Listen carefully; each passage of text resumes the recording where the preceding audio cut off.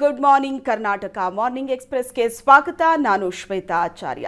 ಇದೀಗ ರಾಜ್ಯ, ದೇಶ, ವಿದೇಶ, ಸಿನಿಮಾ, ಕ್ರೀಡಾ ಸುದ್ದಿಗಳನ್ನು ಫಟಾಫಟಾಗಿ ನೋಡೋಣ ಮಾರ್ನಿಂಗ್ ಎಕ್ಸ್‌ಪ್ರೆಸ್‌ನಲ್ಲಿ.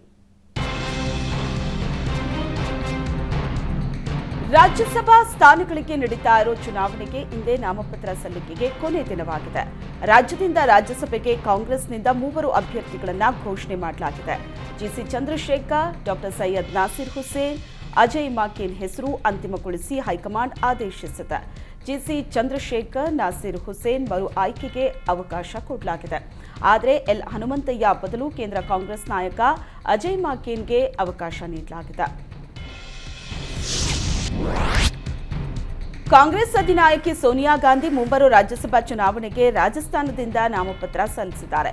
30 ವರ್ಷಗಳಿಂದ ಲೋಕಸಭೆ ಸಂಸದೆಯಾಗಿ ಸೇವೆ ಸಲ್ಲಿಸಿದ್ದ ಸೋನಿಯಾ ಗಾಂಧಿ ಮೊದಲ ಬಾರಿಗೆ ರಾಜ್ಯಸಭಾ ಚುನಾವಣೆಗೆ ಸ್ಪರ್ಧಿಸಿದ್ದಾರೆ. 1999ರಿಂದ ಲೋಕಸಭಾ ಸದಸ್ಯರಾಗಿರುವ ಸೋನಿಯಾ ಗಾಂಧಿ ಪ್ರಸ್ತುತ ಉತ್ತರ ಪ್ರದೇಶದ ರಾಯ್ಬರೇಲಿ ಸಂಸದೆಯಾಗಿದ್ದಾರೆ. ಸೋನಿಯಾ ಗಾಂಧಿ ಸಂಸತ್ತಿನ ಮೇಲ್ಮನೆಗೆ ಹೋಗ್ತಾ ಇರೋದು ಇದೇ ಮೊದಲು. ಮಾಜಿ ಪ್ರಧಾನಿ ಇಂದಿರಾ ಗಾಂಧಿ ನಂತರ ರಾಜ್ಯಸಭೆಗೆ ಪ್ರವೇಶಿಸಿದ ಗಾಂಧಿ ಕುಟುಂಬದ 2ನೇ ಸದಸ್ಯರಾಗಿದ್ದಾರೆ. ರಾಜ್ಯಸಭಾ ಚುನಾವಣೆಗೆ ಬಿಜೆಪಿಯ ಅಭ್ಯರ್ಥಿಗಳ ಫೈನಲ್ ಪಟ್ಟಿ ಬಿಡುಗಡೆ ಮಾಡಿದೆ. ಗುಜರಾತ್ನಿಂದ ಬಿಜೆಪಿ ರಾಷ್ಟ್ರೀಯ ಅಧ್ಯಕ್ಷ ಜೆಪಿ ನಡ್ಡಾ ಮತ್ತು ಮಹಾರಾಷ್ಟ್ರದಿಂದ ಅಶೋಕ್ ಚವ್ಹಾಣ್ ಅವರನ್ನ ನಾಮನಿರ್ದೇಶನ ಮಾಡಿದೆ. ಮಾಜಿ ಸಿಎಂ ಅಶೋಕ್ ಚವ್ಹಾಣ್ ಮೊನ್ನೆ ಅಷ್ಟೇ ಬಿಜೆಪಿ ಸೇರ್ಪಡೆಯಾಗಿದ್ದರು. ಇದಲ್ಲದೆ ಮಹಾರಾಷ್ಟ್ರದಿಂದ ರಾಜ್ಯಸಭೆಗೆ ಮೇಧಾ ಕುಲಕರ್ಣಿ ಮತ್ತು ಅಜಿತ್ ಗೋಪ್ಚಾಡೆ ಅವರನ್ನ ಬಿಜೆಪಿ ಅಭ್ಯರ್ಥಿಯನ್ನಾಗಿ ಮಾಡಿದೆ. ಬಿಜೆಪಿ ಗುಜರಾತ್ನಿಂದ ಜೆಪಿ ನಡ್ಡಾ ಜೊತೆಗೆ ಗೋವಿಂದಭಾಯ್ ಧೋಲಾಕಿಯಾ, ಮಾಯಾಂಕ್ ಭಾಯ್ ನಾಯಕ್, ಜಶ್ವಂತ್ ಸಿಂಗ್, ಸಲಾಂ ಸಿಂಗ್ ಪರ್ಮಾರ್ರನ್ನ ರಾಜ್ಯಸಭಾ ಅಭ್ಯರ್ಥಿಗಳನ್ನಾಗಿ ಮಾಡಿದೆ. ಇವತ್ತು ಬೆಳಿಗ್ಗೆ 11 ಗಂಟೆಗೆ ಶಿವಸೇನೆ ಶಿಂದೆ ಬಣದ ಪರವಾಗಿ ಮಿಲಿಂದ್ ದೇವ್ರಾ ರಾಜ್ಯಸಭಾ ಸದಸ್ಯತ್ವಕ್ಕಾಗಿ ಅರ್ಜಿ ಸಲ್ಲಿಸಲಿದ್ದಾರೆ. ಮಿಲಿಂದ್ ದೇವ್ರಾ ಇತ್ತೀಚೆಗೆ ಕಾಂಗ್ರೆಸ್ ತೊರೆದು ಶಿವಸೇನೆ ಸೇರಿದರು.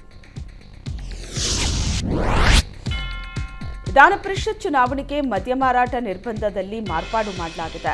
ಮತದಾನದ ದಿನ, ಎಣಿಕೆ ದಿನದಂದು ಮಾತ್ರ ಮದ್ಯ ಮಾರಾಟಕ್ಕೆ ನಿರ್ಬಂಧವನ್ನು ಹೇರಲಾಗಿದೆ. ಫೆಬ್ರವರಿ 16 ಮತ್ತು 20ರ ಬೆಳಿಗ್ಗೆ 6 ಗಂಟೆಯಿಂದ ಮಧ್ಯರಾತ್ರಿವರೆಗೆ ಮದ್ಯ ಮಾರಾಟವನ್ನು ನಿರ್ಬಂಧಿಸಲಾಗಿದೆ. ಆಹಾರ ಪೂರೈಸುವುದಕ್ಕೆ ರೆಸ್ಟೋರೆಂಟ್ಗಳಿಗೆ ನಿರ್ಬಂಧ ಇಲ್ಲ ಅಂತ ಹೈಕೋರ್ಟ್ ಏಕಸದಸ್ಯ ಪೀಠ ಮಧ್ಯಂತರ ಆದೇಶವನ್ನು ನೀಡಿದೆ. ನಾನು ಲೋಕಸಭೆ ಚುನಾವಣೆಗೆ ಟಿಕೆಟ್ ಆಕಾಂಕ್ಷಿ ಅಲ್ಲ ಅಂತ ಮಾಜಿ ಸಚಿವ ಎಸ್ಆರ್ ಪಾಟೀಲ್ ಸ್ಪಷ್ಟಪಡಿಸಿದ್ದಾರೆ. ಟಿಕೆಟ್ ಕೊಡುವಂತೆ ಯಾರಿಗೂ ಕೇಳಲ್ಲ, ಟಿಕೆಟ್ ಕೊಟ್ಟರೂ ಬೇಡ ಅಂತ ಕೈ ಮುಗಿದು ಹೇಳ್ತೀನಿ ಎಂದಿದ್ದಾರೆ. ಬಾಗಲಕೋಟೆ ಜಿಲ್ಲೆ ಬಾಡಂಗಡಿ ಗ್ರಾಮದಲ್ಲಿ ಮಾತನಾಡಿದ ಎಸ್ಆರ್ ಪಾಟೀಲ್, ಉತ್ತರ ಕರ್ನಾಟಕ ನಮ್ಮ ಅಸ್ಮಿತೆಯಾಗಿದ್ದು ಇಲ್ಲಿನ ಸಮಸ್ಯೆಗಳಿಗೆ ಸ್ಪಂದಿಸುವ ವಿಚಾರದಲ್ಲಿ ನಾನು ದೂರ ಸರಿಯಲ್ಲ. ನೀರಾವರಿ ಯೋಜನೆಗಳು ಅಭಿವೃದ್ಧಿ ವಂಚಿತವಾಗುವ ಪ್ರಸಂಗಗಳಿಗೆ ಇವತ್ತಿಗೂ ನಾನು ಸ್ಪಂದನೆ ಮಾಡುವೆ ಅಂತ ಎಸ್ಆರ್ ಪಾಟೀಲ್ ತಿಳಿಸಿದರು.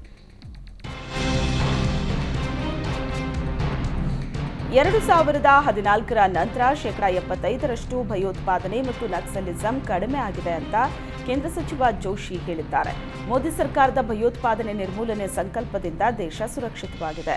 ಯಾವ ದೇಶ ಸುರಕ್ಷಿತ ಇರುತ್ತೆ ಆ ದೇಶ ಸಮೃದ್ಧಿ ಹೊಂದಿ ನೆಮ್ಮದಿಯಿಂದ ಇರುತ್ತೆ ಅಂತ ಕೇಂದ್ರ ಸಚಿವ ಜೋಶಿ ಹೇಳಿದ್ದಾರೆ. ಇನ್ನು ಯುಎಇನಲ್ಲಿ ರಾಮಮಂದಿರ ನಿರ್ಮಾಣ ವಿಚಾರವಾಗಿಯೂ ಮಾತನಾಡಿದ ಜೋಶಿ, ಯುಎಇಯಲ್ಲಿ ಮಂದಿರ ನಿರ್ಮಾಣವಾಗಿದ್ದು ನಮ್ಮ ದೇಶದ ಹಾಗೂ ನಮ್ಮ ಸಂಸ್ಕೃತಿಯ ಮಹತ್ವ ತೋರಿಸುತ್ತೆ. ಪ್ರಧಾನಿ ಹೇಳಿದ್ದಕ್ಕೆ ಅಲ್ಲಿಯ ರಾಜ ಒಪ್ಪಿ ಜಾಗ ಕೊಟ್ಟಿದ್ದಾರೆ ಅಂತ ಜೋಶಿ ಹೇಳಿದರು. ಮೋದಿ ಅವರು ಏನು ಹೇಳ್ತಾರೆ ಅದನ್ನ ನಾನು ಮಾಡ್ತೀವಿ ಅಂತ ಅಲ್ಲಿಯ ರಾಜ ಹೇಳಿದ್ದಾರೆ ಅಂತ ಜೋಶಿ ತಿಳಿಸಿದ್ದಾರೆ. ಲೋಕಸಭೆ ಚುನಾವಣೆಗೆ ನಾನು ಆಕಾಂಕ್ಷಿ ಅಲ್ಲ, ಪಕ್ಷ ಟಿಕೆಟ್ ಕೊಟ್ಟರೆ ಸ್ಪರ್ಧಿಸ್ತೀನಿ ಅಂತ ಜಗದೀಶ್ ಶೆಟ್ಟರ್ ಮತ್ತೊಮ್ಮೆ ಸ್ಪಷ್ಟಪಡಿಸಿದ್ದಾರೆ. ಗಡಿನಾಡು ಚಾಮರಾಜನಗರಕ್ಕೆ ಕುಟುಂಬ ಸಮೇತರಾಗಿ ಭೇಟಿ ಕೊಟ್ಟಿದ್ದ ಶೆಟ್ಟರ್ ಕೊಳ್ಳೇಗಾಲದಲ್ಲಿ ದೇವರ ದಾಸಿಮಯ್ಯ ಪುತ್ಥಳಿ ಅನಾವರಣಗೊಳಿಸಿದರು. ಬಳಿಕ ಮಾತನಾಡಿದ ಶೆಟ್ಟರ್ ಮತ್ತೊಂದು ಹೊಸ ಬಾಂಬ್ ಸಿಡಿಸಿದ್ದಾರೆ. ರಾಜ್ಯದಲ್ಲಿ ಕಾಂಗ್ರೆಸ್ ತೊರೆದು ಯಾವೆಲ್ಲ ನಾಯಕರು ಬರ್ತಾರೆ ಅಂತ ಕಾದು ನೋಡುವಂತೆಯೂ ತಿಳಿಸಿದ್ದಾರೆ.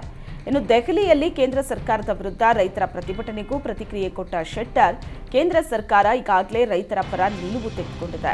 ರೈತರ ಅನುಕೂಲಕ್ಕಾಗಿ ಕೇಂದ್ರ ಸರ್ಕಾರ ಕೆಲ ನಿರ್ಧಾರಗಳನ್ನು, ಯೋಜನೆಗಳನ್ನು ತಂದಿದೆ. ಎಂಎಸ್ಪಿಗೆ ಕಾನೂನು ಬದ್ಧತೆ ಆಗಬೇಕು, ಅದರ ಬಗ್ಗೆ ಕೇಂದ್ರ ಸರ್ಕಾರ ಪಾಸಿಟಿವ್ ರೆಸ್ಪಾನ್ಸ್ ನೀಡಿದೆ ಅಂತ ತಿಳಿಸಿದರು. ರಾಜ್ಯದಲ್ಲಿ ಅಭಿವೃದ್ಧಿ ಕಾರ್ಯ ಸಂಪೂರ್ಣವಾಗಿ ನಿಲ್ಲಿಸಿಬಿಟ್ಟಿದ್ದಾರೆ. ಅಭಿವೃದ್ಧಿ ಶೂನ್ಯವಾಗಿದೆ. ರಾಜ್ಯಪಾಲರ ಬಾಯಲ್ಲಿ ಹಸಿ ಸುಳ್ಳನ್ನ ಕೇಳಿಸಿದ್ದಾರೆ ಅಂತ ಕಾಂಗ್ರೆಸ್ ಸರ್ಕಾರದ ವಿರುದ್ಧ ಮಾಜಿ ಸಿಎಂ ಬಸವರಾಜ ಬೊಮ್ಮಾಯಿ ವಾಗ್ದಾಳಿ ನಡೆಸಿದ್ದಾರೆ. ಸರ್ಕಾರದ ಮೇಲೆ 40% ಆರೋಪ ಬಂದಿದೆ. ಕೆಂಪಣ್ಣಗೆ ರಿವರ್ಸ್ ಹೊಡೆಯುವಂತೆ ಸರ್ಕಾರ ಒತ್ತಡ ಹಾಕಿದೆ. ಸರ್ಕಾರ ಈಗಲಾದರೂ ನಾಚಿಕೆ ಬಿಟ್ಟು ಎಚ್ಚೆತ್ತುಕೋಬೇಕು ಅಂತ ಆಕ್ರೋಶವನ್ನ ವ್ಯಕ್ತಪಡಿಸಿದ್ದಾರೆ. ರಾಜ್ಯದಲ್ಲಿ ಅಭಿವೃದ್ಧಿ ಕಾರ್ಯ ಸಂಪೂರ್ಣವಾಗಿ ನಿಲ್ಲಿಸಿಬಿಟ್ಟಿದ್ದಾರೆ ಅಂತ ಆರೋಪಿಸಿದ್ದಾರೆ. ಇನ್ನು ಫೆಬ್ರವರಿ 17, 18ರಂದು ರಾಷ್ಟ್ರೀಯ ಕೌನ್ಸಿಲ್ ಸಭೆ ನಡೆಯಲಿದೆ. ಬಳಿಕ ಲೋಕಸಭೆ ಟಿಕೆಟ್ ಹಂಚಿಕೆ ಪ್ರಕ್ರಿಯೆ ಪ್ರಾರಂಭವಾಗುತ್ತೆ ಅಂತ ಬೊಮ್ಮಾಯಿ ತಿಳಿಸಿದ್ದಾರೆ. ಕೇಂದ್ರ ಸರ್ಕಾರದ ವಿರುದ್ಧ ಅನುದಾನ ತಾರತಮ್ಯದ ಆರೋಪ ಮಾಡಿದ್ದ ಸಿಎಂ ಸಿದ್ದರಾಮಯ್ಯ ವಿರುದ್ಧ ಕೇಂದ್ರ ಸಚಿವ ಪ್ರಹ್ಲಾದ್ ಜೋಶಿ ಕಿಡಿಕಾರಿದ್ದಾರೆ. ಸಿದ್ದರಾಮಯ್ಯ ಸುಳ್ಳು ಹೇಳೋದನ್ನೇ ಕಾಯಕ ಮಾಡಿಕೊಂಡಿದ್ದಾರೆ. ಮೊದಲು ಎನ್ಡಿಆರ್ಎಫ್ ಫಂಡ್ನಲ್ಲಿ ಇಷ್ಟು ಪ್ರಮಾಣದ ಹಣ ಕೊಡ್ತಿರಲಿಲ್ಲ. ಸಿದ್ದರಾಮಯ್ಯ ರಾಜ್ಯವನ್ನ ಆರ್ಥಿಕ ದುಸ್ಥಿತಿಗೆ ತಂದು ಕೇಂದ್ರದತ್ತ ಬೊಟ್ಟು ಮಾಡುತ್ತಿದ್ದಾರೆ. ನಾವು ಒಂದೇ ₹1 ಜಿಎಸ್ಟಿ ಹಣ ಕೊಡೋದು ಬಾಕಿ ಇಲ್ಲ. ಎನ್ಡಿಆರ್ಎಫ್ನಲ್ಲಿ ನಾವು 12,000 ಕೋಟಿ ಕೊಟ್ಟಿದ್ದೇವೆ. ನಾನು ನಿನ್ನೆಯಿಂದ ಸಿದ್ದರಾಮಯ್ಯರನ್ನ ಸುಳ್ಳು ರಾಮಯ್ಯ ಅಂತ ಕರೀತಿದ್ದೀನಿ ಅಂತ ವ್ಯಂಗ್ಯವಾಡಿದರು. ಕಾಂಗ್ರೆಸ್ ಸರ್ಕಾರದ ವಿರುದ್ಧ ಸಂಸದ ಬಿವೈ ರಾಘವೇಂದ್ರ ಕಿಡಿಕಾರಿದ್ದಾರೆ. ಕಾಂಗ್ರೆಸ್ನವರು ದೇಶ ತುಂಡು ಮಾಡೋ ಹೇಳಿಕೆ ನೀಡುತ್ತಿದ್ದಾರೆ. ದೇಶವನ್ನ ಕೂಡಿಸೋ ಪ್ರಯತ್ನ ಮಾಡಿದ ಸರ್ದಾರ್ ವಲ್ಲಭಾಯ್ ಪಟೇಲ್ರನ್ನ ಕಾಂಗ್ರೆಸ್ ಯಾವ ರೀತಿ ನಡೆಸಿಕೊಂಡಿದೆ? ಸಂವಿಧಾನ ನೀಡಿದ ಅಂಬೇಡ್ಕರ್ರನ್ನ ಕಾಂಗ್ರೆಸ್ ಯಾವ ರೀತಿ ನಡೆಸಿಕೊಂಡಿದೆ ಅಂತ ಪ್ರಶ್ನಿಸಿದ್ದಾರೆ. ಸಂಸದ ಡಿಕೆ ಸುರೇಶ್ ಹೇಳಿಕೆ ಖಂಡಿಸಿದ್ದ ಈಶ್ವರಪ್ಪ ಪರ ಸಂಸದ ರಾಘವೇಂದ್ರ ಬ್ಯಾಟ್ ಬೀಸಿದ್ದಾರೆ. ದೇಶ ವಿಭಜನೆ ಆಗೋ ಬಗ್ಗೆ ಮಾತನಾಡಿದ್ರೆ ಕಾನೂನು ಜಾರಿಗೊಳಿಸಬೇಕು ಅಂತ ಈಶ್ವರಪ್ಪ ಅವರು ಆಗ್ರಹಿಸಿದ್ದಾರೆ. ಅಭಿವೃದ್ಧಿ ವಿಚಾರದಲ್ಲಿ ಮಲೆನಾಡಿಗೆ ಅನ್ಯಾಯವಾಗಿದೆ ಎಂದಿದ್ದ ಆಯನೂರು ವಿರುದ್ಧವೂ ಕಿಡಿಕಾರಿದ್ದಾರೆ.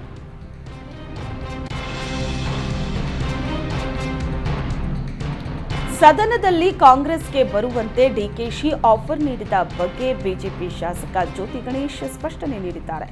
ನಾನಿದ್ರೆ ಬಿಜೆಪಿಯಲ್ಲಿ ಸ್ಪರ್ಧೆ ಮಾಡಿದ್ರೆ ಬಿಜೆಪಿಯಲ್ಲಿ ಇರ್ತೀನಿ ಅಂತ ಈಗಾಗಲೇ ಹೇಳಿದ್ದೀನಿ. ಅಸೆಂಬ್ಲಿಯಲ್ಲಿ ಡಿಸಿಎಂ ಜೊತೆ ನಡೆದ ತಮಾಷೆ ಪ್ರಸಂಗವನ್ನ ಆಧಾರ ರಹಿತವಾಗಿ ಬಿತ್ತರಿಸಲಾಗ್ತಿದೆ ಅಂತ ಜ್ಯೋತಿ ಗಣೇಶ್ ಸ್ಪಷ್ಟನೆ ನೀಡಿದ್ದಾರೆ. ಕಳೆದ ವಿಧಾನಸಭೆಯಲ್ಲಿ ನಮ್ಮ ಪಾರ್ಟಿಯಲ್ಲಿ ಸಾಕಷ್ಟು ಗೊಂದಲ ಇತ್ತು. ಇದನ್ನೇ ದಾಳವಾಗಿಸಿಕೊಂಡು ವಿರೋಧ ಪಕ್ಷದವರು ಪಕ್ಷ ತೊರೀತಾರೆ ಅನ್ನೋ ಸುದ್ದಿಯನ್ನ ಹಬ್ಬಿಸಿದ್ರು. ಡಿಕೆಶಿ ಅವರು ತಮಾಷೆಗಾಗಿ ನನ್ನ ಹೆಸರನ್ನ ಮಾತಿನ ಮಧ್ಯೆ ತಂದ್ರು. ನಾನು ಕಾಂಗ್ರೆಸ್ಗೆ ಹೋಗ್ತೀನಿ ಅನ್ನೋದು ಸುಳ್ಳು. ಅದು ತಮಾಷೆಗೆ ಮಾತ್ರ ಸೀಮಿತವಾಗಿರಲಿ. ಯಾರೂ ನನಗೆ ಆಹ್ವಾನ ಕೊಟ್ಟಿಲ್ಲ ಎಂದಿದ್ದಾರೆ. ಬೆಂಗಳೂರಿನಲ್ಲಿ ಶಿಕ್ಷಕರ ಕ್ಷೇತ್ರದಲ್ಲಿ ಡಿಸಿಎಂ ಹಾಗೂ ಶಿಕ್ಷಣ ಸಚಿವರು ಪ್ರಚಾರ ಮಾಡಿದ್ದಾರೆ ಅನ್ನೋ ಬಿಜೆಪಿ ಹೇಳಿಕೆಗೆ ಮಧು ಬಂಗಾರಪ್ಪ ಆಕ್ರೋಶ ವ್ಯಕ್ತಪಡಿಸಿದ್ದಾರೆ. ಬಿಜೆಪಿ ಅವರಿಗೆ ದುರ್ಬುದ್ಧಿ, ಸೋಲ್ತೀವಿ ಅಂತ ಗೊತ್ತಾದ ಮೇಲೆ ಕೆಟ್ಟ ಬುದ್ಧಿ ಬಂದಿದೆ. ನಾವು ಯಾವುದೇ ಪ್ರಚಾರ ಮಾಡಿಲ್ಲ. ಅವರು ಮಾಡೋ ಡೋಂಗಿ ಕೇಸ್ಗಳಿಗೆ ಹೆದರಲ್ಲ ಅಂತ ಹೇಳಿದರು.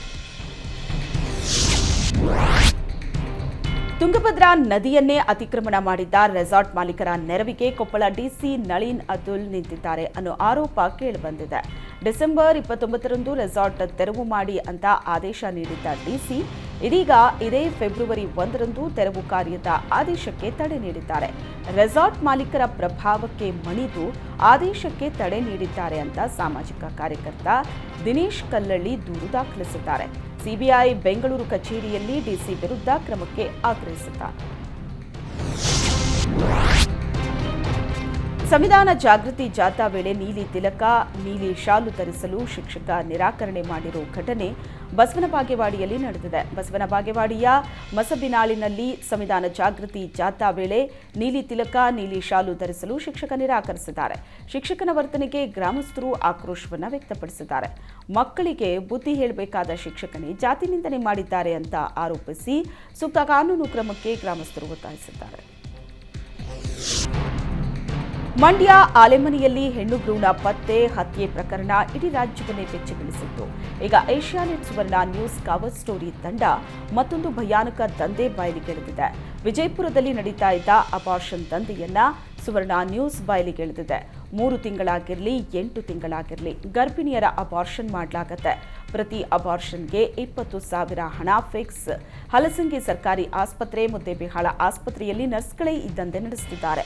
ಮುದ್ದೇಬಿಹಾಳ ಸರ್ಕಾರಿ ಆಸ್ಪತ್ರೆಯಲ್ಲಿ staff nurse Subhadra, India Halasangi ಸರ್ಕಾರಿ ಆಸ್ಪತ್ರೆಯ ಸ್ಟಾಫ್ ನರ್ಸ್ ಸಾವಿತ್ರಿ ಈ ದಂಧೆ ನಡೆಸ್ತಾ ಇದ್ದು ಕವರ್ ಸ್ಟೋರಿ ತಂಡ ಇವರ ಮುಖವಾಡ ಬಯಲು ಮಾಡಿದೆ.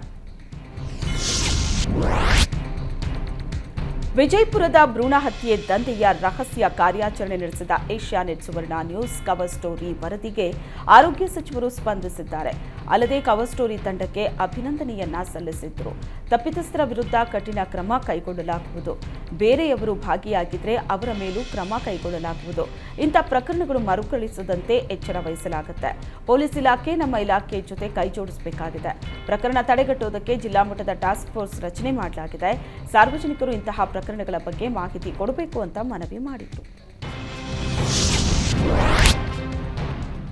ಮಾಜಿ ಕಾರ್ಪೊರೇಟರ್ ಪದ್ಮರಾಜ್ ಕರೆ ಮಾಡಿ ಜೀವ ಬೆದರಿಕೆ ಹಾಕಿರೋ ಬಗ್ಗೆ ಸ್ಪೀಕರ್ ಖಾದರ್ಗೆ ಮಾಜಿ ಸಚಿವ ಗೋಪಾಲಯ್ಯ ದೂರು ನೀಡಿದ್ದಾರೆ. ಅಧಿವೇಶನ ನಡೀತಾ ಇರೋ ಕಾರಣ ವಿಧಾನಸಭೆ ಸದಸ್ಯರು ಸ್ಪೀಕರ್ ವ್ಯಾಪ್ತಿಯ ಒಳಗೆ ಬರ್ತಾರೆ. ಹಾಗಾಗಿ ಪ್ರಕರಣವನ್ನು ಗಂಭೀರವಾಗಿ ಪರಿಗಣಿಸುವುದಕ್ಕೆ ಸ್ಪೀಕರ್ಗೆ ಗೋಪಾಲಯ್ಯ ಮನವಿ ಮಾಡಿದ್ದಾರೆ. ಚುನಾವಣೆ ವೇಳೆ ರಾಮನಗರದಲ್ಲಿ ಕಾಂಗ್ರೆಸ್ ನಾಯಕರು ಗಿಫ್ಟ್ ಕೊಡುವುದಾಗಿ ಕಾರ್ಡ್ ಹಂಚಿ ಗಿಫ್ಟ್ ಕೊಟ್ಟಿಲ್ಲ ಅಂತ ಮಾಜಿ ಶಾಸಕ ಎ ಮಂಜು ಕಿಡಿಕಾರಿದ್ದಾರೆ. ಕಾಂಗ್ರೆಸ್ನವರು ಗಿಫ್ಟ್ ಕೊಡ್ತೀವಿ ಅಂತ ಕಾರ್ಡ್ ಹಂಚಿ ಮತ ಹಾಕಿಸ್ಕೊಂಡು ಮೋಸ ಮಾಡಿದ್ದಾರೆ. ಮೋಸ ಹೋದ ಜನರಿಗೆ ನಾವೇ ಗಿಫ್ಟ್ ಕೊಡ್ತೀವಿ. ಕಾಂಗ್ರೆಸ್ನವರು ಕೊಟ್ಟ ಕಾರ್ಡ್ ಅನ್ನ ನಮ್ಮ ಬಳಿ ತಂದುಕೊಡಿ. ಬಿಜೆಪಿ ಜೆಡಿಎಸ್ನಿಂದಲೇ ಗಿಫ್ಟ್ ನೀಡ್ತೀವಿ ಅಂತ ಕಾಂಗ್ರೆಸ್ ನಾಯಕರಿಗೆ ಎ ಮಂಜು ತಿರುಗೇಟು ನೀಡಿದ್ದಾರೆ.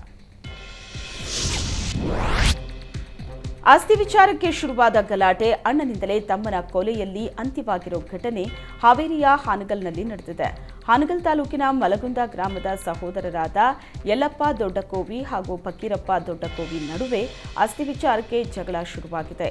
ಈ ವೇಳೆ ಕುಡಿದ ಮತ್ತಿನಲ್ಲಿದ್ದ ಫಕೀರಪ್ಪ ದೊಡ್ಡಕೋವಿ ಇಟ್ಟಿಗೆಯಿಂದ ತಮ್ಮ ಯಲ್ಲಪ್ಪ ತಲೆಯನ್ನ ಜಜ್ಜಿ ಕೊಲೆ ಮಾಡಿದ್ದಾನೆ.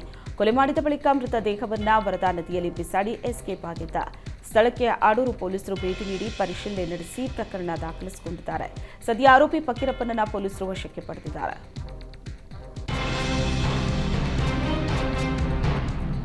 ವಿಚಾರಣೆಗೆ ಅಂತ ಠಾಣೆಗೆ ಕರೆಸಿ ಮಹಿಳೆ ಮೇಲೆ ಹಲ್ಲೆ ಮಾಡಿದ್ದ ಪ್ರಕರಣ ಸಂಬಂಧ ಮಂಡ್ಯದ ಪೂರ್ವ ಠಾಣೆ ಪಿಎಸ್ಐ ಅಯ್ಯನಗೌಡ ಅಮಾನತು ಮಾಡಲಾಗಿದೆ.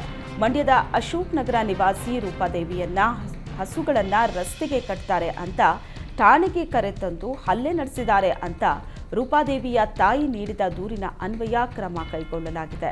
ಪಿಎಸ್ಐ ಅಯ್ಯನಗೌಡ ಅಮಾನತು ಮಾಡಿ ಮಂಡ್ಯ ಎಸ್ಪಿ ಯತೀಶ್ ಆದೇಶ ನೀಡಿದ್ದಾರೆ. ಬೀದರ್ ನಗರದ ಬರೀದ್ ಶಾಹಿ ಗಾರ್ಡನ್ ಬಳಿ ಎಂಜಿನ್ನಲ್ಲಿ ಕಾಣಿಸಿಕೊಂಡ ಬೆಂಕಿಯಿಂದಾಗಿ ಕಾರು ಸುಟ್ಟು ಕರಕಲಾಗಿದೆ. ಜನನಿಬಿಡ ಪ್ರದೇಶದಲ್ಲೇ ಕಾರ್ನಲ್ಲಿ ಬೆಂಕಿ ಕಾಣಿಸಿಕೊಂಡಿದ್ದರಿಂದ ಕೆಲಕಾಲ ಆತಂಕ ಸೃಷ್ಟಿಯಾಗಿತ್ತು. ಕಾರು ನಿಲ್ಲಿಸಿ ಬೇಕರಿಗೆ ತೆರಳಿದ್ದ ವೇಳೆ ಕಾರಲ್ಲಿ ಏಕಾಏಕಿ ಬೆಂಕಿ ಕಾಣಿಸಿಕೊಂಡಿತ್ತು. ಸ್ಥಳಕ್ಕೆ ಧಾವಿಸಿದ ಅಗ್ನಿಶಾಮಕ ದಳದ ಸಿಬ್ಬಂದಿ ಬೆಂಕಿ ನಂದಿಸಿದರು. ಎಟಿಎಂ ಬಳಿ ಭಿಕ್ಷುಕ ಇಟ್ಟಿದ್ದ ಬಾಂಬ್ ಸ್ಕ್ವಾಡ್ನಿಂದ ಏರಿಯಾದಲ್ಲಿ ಹೈ ಅಲರ್ಟ್ ಘೋಷಣೆ ಮಾಡಲಾಗಿದ್ದು, ಭಿಕ್ಷುಕನೊಬ್ಬ ಅಲ್ಲಿ ಬಾಕ್ಸ್ ಅನ್ನ ಇಟ್ಟಿದ್ದ. ಎಟಿಎಂ ಒಳಭಾಗದಲ್ಲಿ ಹಣ ತುಂಬುವುದಕ್ಕೆ ಉಪಯೋಗ ಮಾಡುವಂತಹ ಬಾಕ್ಸ್ಗಳನ್ನು ಭಿಕ್ಷುಕ ಇಲ್ಲಿ ಇಟ್ಟು ಹೋಗಿದ್ದ.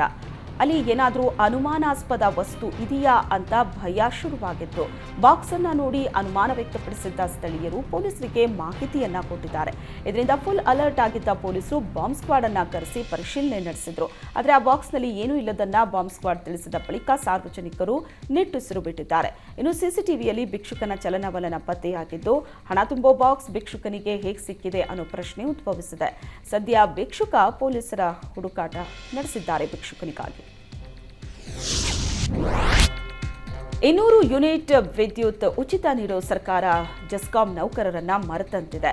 ಬಳ್ಳಾರಿಯಲ್ಲಿ ಕಳೆದ 2 ವರ್ಷದ ಹಿಂದೆ 25,000 ಸಂಬಳ ಪಡೀತಾ ಇದ್ದ ಕೆಬಿ ಲೈನ್ಮ್ಯಾನ್ ಎಂದು ಭಿಕ್ಷೆ ಬಿಡುತ್ತಿದ್ದಾನೆ. ಪಿಂಚಣಿ ಇಲ್ಲ, ಪೂರ್ಣ ಪ್ರಮಾಣದಲ್ಲಿ ನಿವೃತ್ತಿಯ ಸೆಟಲ್ಮೆಂಟ್ ಹಣ ಸಿಗದೆ ಭಿಕ್ಷೆ ಬೇಡ್ತಾ ಇದ್ದಾನೆ.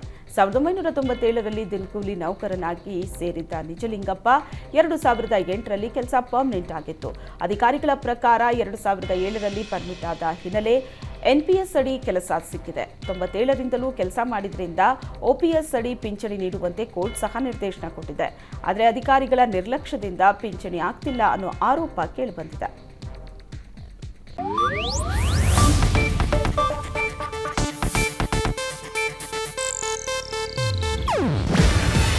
ಇದು ಏಷ್ಯಾನೆಟ್ ನ್ಯೂಸ್ ನೆಟ್ವರ್ಕ್ ಪ್ರಸ್ತುತಿ.